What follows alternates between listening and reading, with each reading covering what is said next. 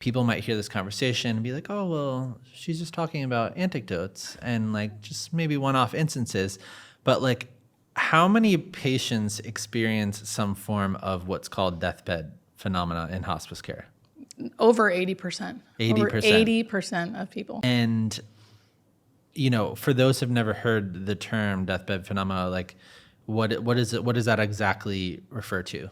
So there's different types. The main two that we see are terminal lucidity, which is that burst of energy before someone dies, and then visioning. Those are the top two that we see. But then there's also things like the death stare, which I think Steve Jobs had, where someone's staring off, the death reach, where they're reaching up for somebody, deciding when they're going to die, waiting for everyone, like waiting until everyone's in the room and then dying, waiting until everyone leaves and then dying, waiting for a certain event and then dying. So the timing of their own death.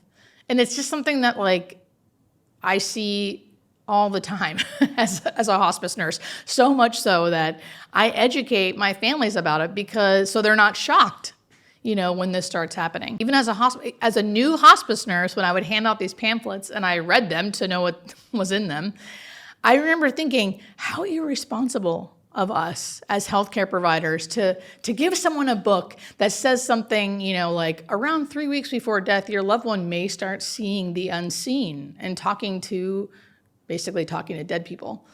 And I remember thinking, I cannot believe we're handing this out. Because I came from the ICU where like, that didn't happen, one. And if it did, it was always like, they're confused. And there was a lot of ICU psychosis and delirium and stuff in the hospital, which is different. So I couldn't believe it. And then after a couple of years, it's like, oh yeah, I totally see why. Because it happens all the time.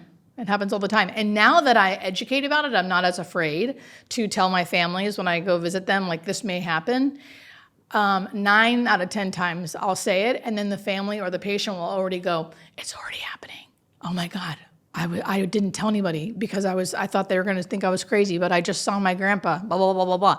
So now I see it even more because I am bringing it up, and then people tell me. Yeah.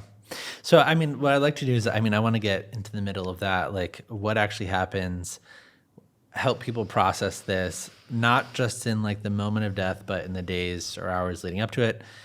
Because like some of the most beautiful, incredible things like happen, and some of the stories in your book, I was just like, this is insane. So I think, tell me about it. So one of the most common is deathbed visioning. So can you take us into that? What do people see?